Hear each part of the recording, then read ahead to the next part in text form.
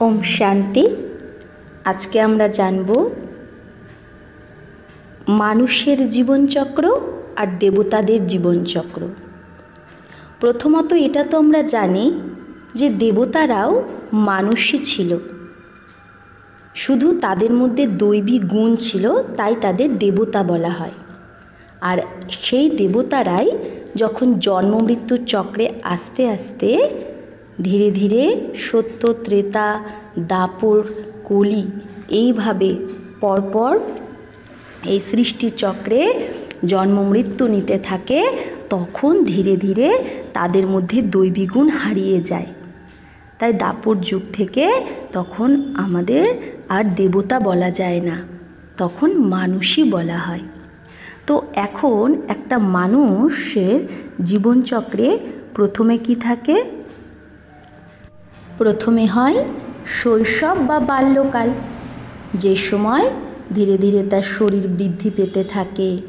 और तारपरे हय यौवन কৈশোর बा यौवन अवस्था, अर्थात এই সময় तार बुद्धि विकसित हय, ज्ञान विकसित हय, से मैचिओर हय। और तारपरे हय बृद्धावस्था, जखन धीरे धीरे सब तार एनार्जी तार से बृद्ध होते थाके, अर्थात तार शरीरे समस्त किछु धीरे धीरे एनार्जी कमते थाके, तार शरीरेर कमजोरी होते थाके। तो এইভাবে এখন আমরা দেখছি মানুষের শৈশব বা বাল্যকাল, কৈশোর বা যৌবন আর বৃদ্ধাবস্থা দেখা যায়। আর দেবী দেবতাদের ক্ষেত্রে কিন্তু আমরা কি দেখি? আমরা দেবী দেবতার মধ্যে সর্বশ্রেষ্ঠ হলো শ্রীকৃষ্ণ। তো শ্রীকৃষ্ণকে আমরা কি দেখি? যখন তার জন্ম হচ্ছে আমরা কোন ছবিটা দেখতে পাই? যে অশ্বত্থ পাতায় সে বসে, মানে সাগরের মধ্যে অশ্বত্থ পাতা, তার মধ্যে শ্রীকৃষ্ণ। এটার মানে কি? এর মানে হলো শ্রীকৃষ্ণের জন্ম তখনই হবে যখন কলিযুগের অন্ত হবে আর সত্যযুগের শুরু। অর্থাৎ এই কলিযুগে হাহাকার বিনাশ লীলা যখন হবে, চারিদিকে হাহাকার হবে, তখনই এক সুন্দর জায়গায় শ্রীকৃষ্ণের জন্ম হবে, অর্থাৎ সেখানে জয় জয়কার হবে।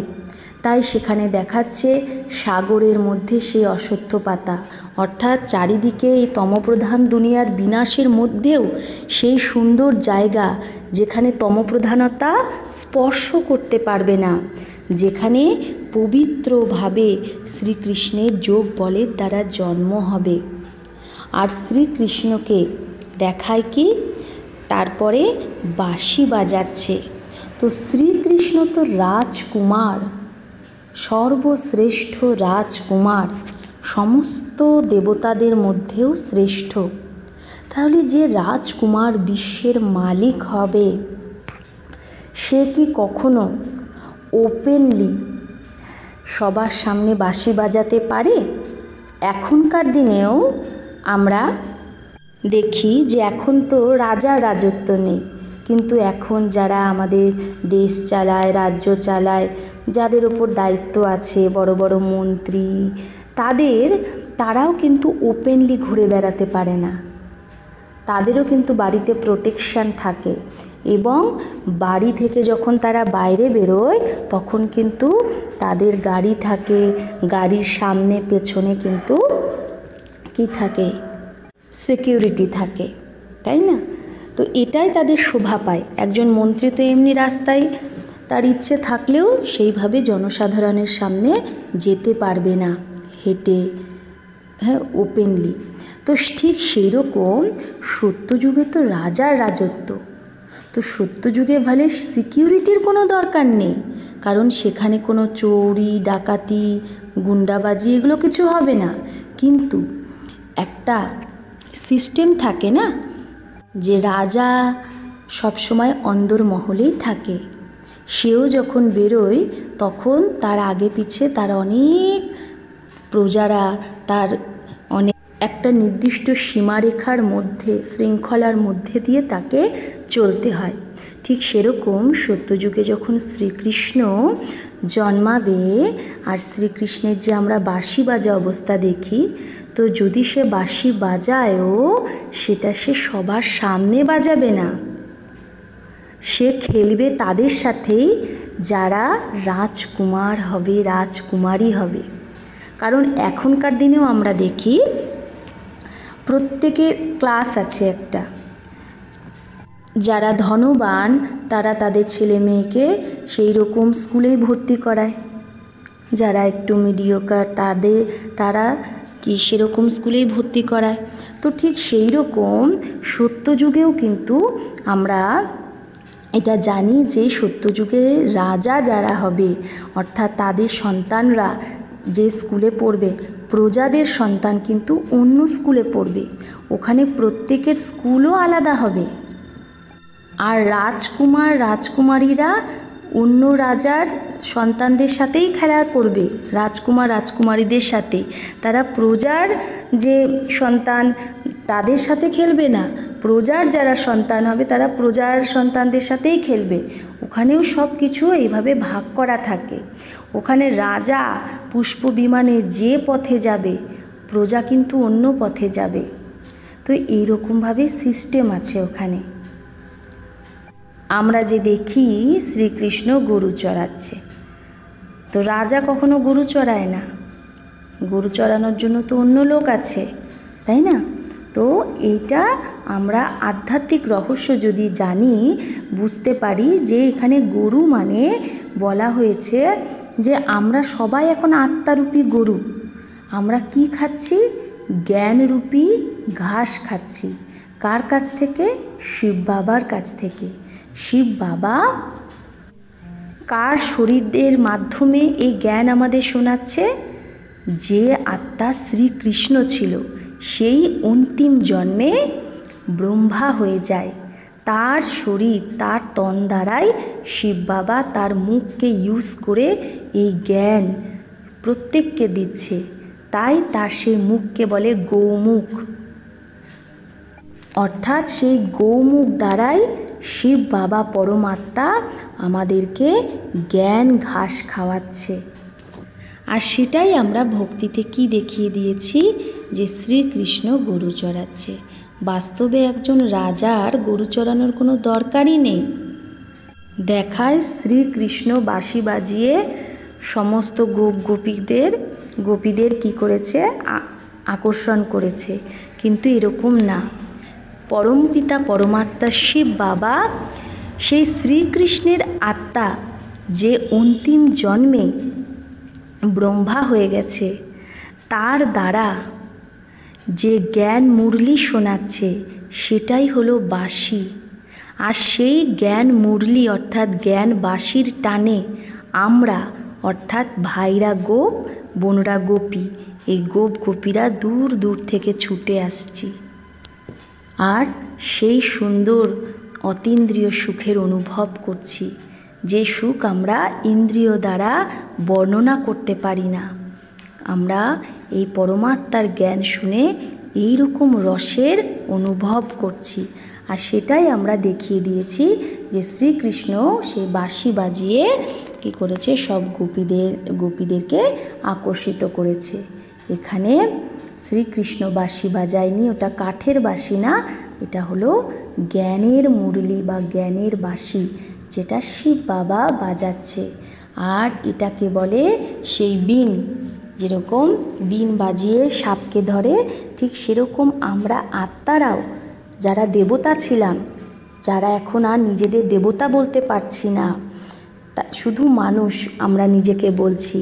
তো কেন? কারণ আমাদের মধ্যে সেই যেরকম সাপের বিষ হয়, সেরকম আমাদের আত্মার মধ্যেও এখন 5 বিকার রূপী বিষ চলে এসেছে, কাম, ক্রোধ, লোভ, মোহ, অহংকার। তাই পরমাত্মা শিব বাবা ব্রহ্মার তন দ্বারা যে জ্ঞান মুরলি আমাদের শোনাচ্ছে, অর্থাৎ যে বীণ বাজাচ্ছে, তার টানে আমরা গোপীরা ছুটে ছুটে আসছি। অর্থাৎ সব বিষধর সাপ আমরা। সেই বিষধর সাপরা যখন সেই মুরলির টানে, বীণের টানে বাবার কাছে আসছে, তখন বাবা জ্ঞান মুরলি শুনিয়ে শুনিয়ে তাদের সেই বিষ দাঁতকে ভেঙে দিচ্ছে। তার জন্যই সেই মানুষরা আবার দৈবী গুণে সম্পন্ন হয়ে সত্যযুগে যেতে পারবে শ্রীকৃষ্ণের সাথে। তাহলে এই বাঁশির কত রহস্য। তাহলে এই বাঁশি আমাদেরকে কি করে? জ্ঞান বাঁশি আমাদেরকে মানুষ থেকে দেবতা বানায়। আমরা ছিলাম হিরো পাঠধারী, আমাদের 16 কলা ছিল, সেই 16 কলা থেকে আমরা 0 কলায় হয়ে গেছি এখন। পরমপিতা পরমাত্মা শিব বাবা আমাদের সেই 0 থেকে হিরো বানাতে এসেছে। আর পরমাত্মার তো শরীর নেই, তো পরমাত্মা কার দ্বারা বোঝাবে? যে সব আত্মাদের মধ্যে শ্রেষ্ঠ আত্মা, তার শরীরেই নিশ্চয়ই আসবে। তাহলে সে কত ভাগ্যশালী রথ, রথ মানে শরীর। তাহলে সেই ভাগীরথ, তাকে নাম দিয়েছে ভাগীরথ। সেই ভাগীরথই হলো ব্রহ্মা বাবা। তো এই ব্রহ্মা বাবার আত্মাটাই ছিল সত্যযুগে শ্রীকৃষ্ণ। কিন্তু সত্যযুগে কিন্তু কি থাকবে না? সত্যযুগে কোনো দুঃখ থাকবে না। কেন থাকবে না? তার কারণই হলো সেখানে পবিত্রতা থাকবে। যেখানে পবিত্রতা থাকে সেখানে সুখ শান্তি সদাই থাকে। তাই শ্রীকৃষ্ণ যখন দেখায় তার যৌবন অবস্থায়, সে যখন রাজগদ্দিতে বসবে, অর্থাৎ যখন তার স্বয়ম্বর হবে, তখন তার নাম হয়ে যায় শ্রীনারায়ণ। আর যে রাধা, সেই রাধার নাম হয়ে যায় শ্রী লক্ষ্মী। তো ওই লক্ষ্মী নারায়ণ যখন সিংহাসনে বসে, তখন থেকেই সত্যযুগ শুরু হয়। 111, যেখানে এক ভাষা, এক ধর্ম, এক রাজ্য, সব এক দেবী দেবতা ধর্ম, যেখানে আলাদা কিছু নেই, দ্বিতীয় কিছু নেই, সব এক। তার জন্য সেখানে সবাই সুখে শান্তিতে থাকবে। আর আমরা ভক্তিতে শ্রী লক্ষ্মী শ্রী নারায়ণকে সত্যযুগে দেখতে পাই, দেখায় ওখানে। কিন্তু শ্রীকৃষ্ণকে দাপর যুগে দেখায়। আচ্ছা, এটা বলুন তো, শ্রীকৃষ্ণ, কৃষ্ণের নামের আগেই আছে শ্রী। শ্রী মানে কি? শ্রেষ্ঠ। তো যে শ্রেষ্ঠ, সে কি করে দাপর যুগে জন্মাতে পারে? শ্রীকৃষ্ণ তো সব মানুষের মধ্যে, সর্ব আত্মার মধ্যে শ্রেষ্ঠ আত্মা। যেরকম ক্লাসে ফার্স্ট বয় ফার্স্ট গার্ল থাকে না, সব ছেলে মেয়েদের মধ্যে সে বেস্ট, ফার্স্ট, ঠিক সেরকম এই পৃথিবীতে যে 850-900 কোটি আত্মা আছে, তার মধ্যে সেই মনুষ্য আত্মাদের মধ্যে সর্বশ্রেষ্ঠ আত্মা শ্রীকৃষ্ণ। তো সে কি করে দাপর যুগে জন্মাতে পারে? শ্রীকৃষ্ণ তো দেবতা, সর্বশ্রেষ্ঠ দেবতা। তো দেবতাদের জন্ম তো সত্যযুগে হয়, কারণ সত্যযুগে আত্মার মধ্যে 16 কলা থাকে। তাই শ্রীকৃষ্ণ দাপর যুগে জন্মায়নি, শ্রীকৃষ্ণ সত্যযুগেই জন্মেছিল। আর সেই বড় হয়ে যখন রাজগদ্দিতে বসে, তার যখন স্বয়ম্বর হয় রাধার সাথে, তখন তাদের নাম পরিবর্তন হয়ে লক্ষ্মী আর নারায়ণ হয়। তাই আমরা লক্ষ্মী নারায়ণের বড় রূপই দেখি, কিন্তু তাদের ছোটোবেলার রূপটা কি আমরা দেখতে পাই? তাহলে তারা কি গর্ভ থেকেই বড় হয়ে জন্মেছে? সেটা তো হয় না। তাহলে তাদের ছোটোবেলার রূপ কি? তাদের ছোটোবেলার রূপ হলো এই রাধা আর কৃষ্ণ, অর্থাৎ শ্রীকৃষ্ণ দাপর যুগে জন্মায়নি। তাহলে আজকে আমরা কত কিছু জানলাম, যে শ্রীকৃষ্ণই বড় হয়ে কি হয়? নারায়ণ। আর সত্যযুগে বার্ধক্য অবস্থা থাকে না। হ্যাঁ, আত্মার তো শরীর, আত্মার কি হতে থাকে? যে শরীর নিয়েছে সেই শরীরটার তো দিনে যত এক এক দিন যাচ্ছে মানে শরীরের আয়ু বাড়ছে, কিন্তু সেখানে কারো আমরা দেখি না যে পাকা চুল, পাকা দাড়ি গোঁফ, এগুলো দেখি কি? দেখি না। তার মানে কি? তারা কি বৃদ্ধ হয় না? অবশ্যই বৃদ্ধ হয়, কিন্তু সেখানে আত্মা যেহেতু শতপ্রধান পবিত্র থাকে, তাই তার শরীরটা 5 তত্ত্ব দিয়ে তৈরি। তো 5 তত্ত্বও তো শতপ্রধান থাকে, তাই 5 তত্ত্ব দিয়ে তৈরি এই যে শরীর, সেটাও শতপ্রধান পবিত্র থাকে। তাই আত্মা যেরকম কাঞ্চন হয়, শরীরও কাঞ্চন কায়া হয়, নিরোগী কায়া হয়। তাই সেখানে বার্ধক্যের কোনো ছাপই পড়ে না। শুধু আত্মা কী করে, তার নির্দিষ্ট সময়ে যে 150 বছর গড় আয়ু সেখানে হয়, তো 150 বছর যখন হয়ে যায় তখন সে নিজেই স্বেচ্ছায় শরীর ছাড়ে, যে আমি আত্মা, এই শরীরটা পুরানো হয়ে গেছে, এই শরীর ছাড়ব। তো সেই শরীর ছাড়ার সময়ও কারো কিন্তু দুঃখ হয় না, বরং আনন্দ হয় যে সে নতুন শরীর পাবে। তাই তখন শরীর ছাড়ার সময়ও কিন্তু সেই বাড়িতে অনেক আনন্দ হয়, অনুষ্ঠান হয়। তাই বলা হয় সত্যযুগে কাল খায় না, অর্থাৎ অকাল মৃত্যু হয় না। এখন যেমন অকাল মৃত্যু, এখন জন্মদিন কেন পালন করা হয়? কারণ জন্মদিন পালন করা হয় মানে হ্যাঁ এখনও সে বেঁচে আছে। মৃত্যু ভয় সবার থাকে, কারণ প্রত্যেকে তো ভুলে গেছে না আমি আত্মা, আমি অমর, আমি মরিই না। কিন্তু সত্যযুগে এই জ্ঞান থাকবে যে আমি আত্মা অমর, আমি শুধু শরীরটা যেরকম খোলস ছাড়ে সাপ, হ্যাঁ খোলস ছাড়ে আবার খোলস ধারণ করে শরীর, ঠিক সেই রকম আমরা জানবো যে আমি আত্মা এই শরীররূপী খোলসটা ধারণ করেছি, এটা আমাকে ছাড়তে হবে। তাই সেখানে শরীর ছাড়ার সময়, দেহত্যাগের সময়ও খুব আনন্দ অনুষ্ঠান হয়। তাই আজকে আমরা দেখলাম যে আমরা সত্যযুগে কত সুন্দরভাবে শ্রীকৃষ্ণের যে ছবিগুলো দেখি, সেই ছবিগুলোর আজকে আমরা আধ্যাত্মিক রহস্য, যে শ্রীকৃষ্ণের কেন সে অশ্বত্থ পাতায় দেখায় আর আঙ্গুল চুষছে দেখায়, অর্থাৎ সত্যযুগে গর্ভমহল বলা হয়। বাস্তবে সাগরে তো কারো জন্ম হয় না, যখন শ্রীকৃষ্ণের জন্ম হয় সেই সময় এই পৃথিবীর হাহাকার, অর্থাৎ চারদিকে বিনাশের ঘনঘটা দেখা যায়। যত খণ্ড আছে সব বিনাশ হয়ে যায়, শুধু এই ভারত খণ্ড অবিনাশী খণ্ড, যেটা উঁচু হয়ে যায়, একটা অশ্বত্থ পাতার মতো দেখতে লাগে, বট পাতার মতো, ঠিক পাকুর পাতার মতো দেখতে লাগে উপর থেকে।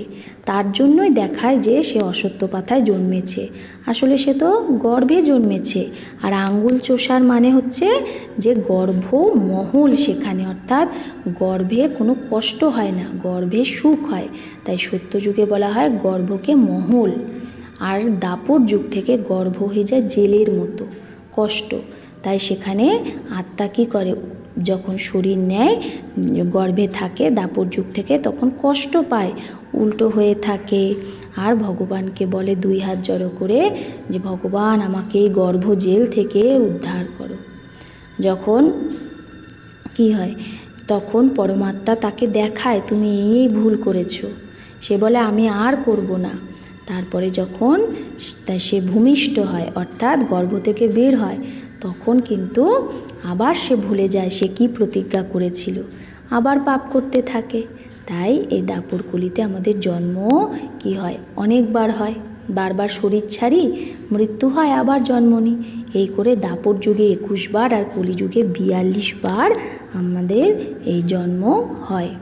কিন্তু সত্য ত্রেতায় কিন্তু সত্যযুগে 8 বার আর ত্রেতা যুগে 12 বার হয়, কারণ সেখানে আয়ুও বেশি আর সেখানে আত্মার কোনো পাপ হয় না, সম্পূর্ণটাই সেখানে হয় অকর্ম, কর্মের কোনো খাতা তৈরি হয় না।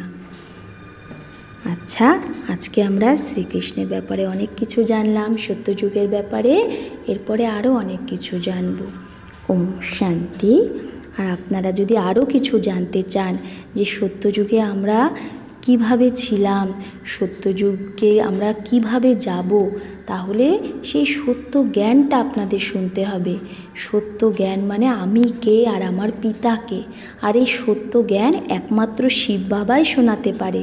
তাই শিব বাবার আর এক নাম সত্যম শিবম সুন্দরম, কারণ শিবই সত্য, তার শরীর নেই, সে জন্ম মৃত্যুর চক্রে আসে না, তাই সে সদা সত্য, এভার ট্রুথ, এভার পাবন, সদাই পাবন, আর সে সদা শিব। যেহেতু তার শরীর নেই, তাই সে আত্মাটার অর্থাৎ পরমাত্মার নাম সদা শিব। আচ্ছা, আরও যদি জানতে চান আপনারা প্রজাপিতা ব্রহ্মাকুমারী ঈশ্বরীয় বিশ্ববিদ্যালয়ে অবশ্যই যোগাযোগ করুন। রাজযোগ মেডিটেশন সম্পূর্ণ নিঃশুল্কে শিখুন। ওম শান্তি।